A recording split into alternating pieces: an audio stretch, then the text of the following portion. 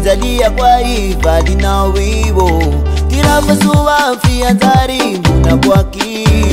Tirafa tangani za zamaiti Chibitwaki zame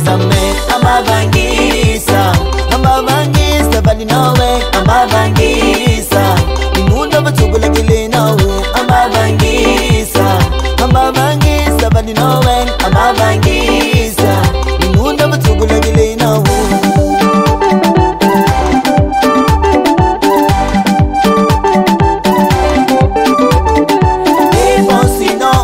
Benefisi yafa Malera nere tatamini afalia ni baba tansa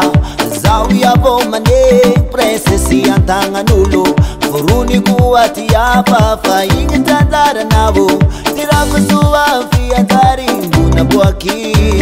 Tirafa tanga ni zaza maite Chibitwaki zame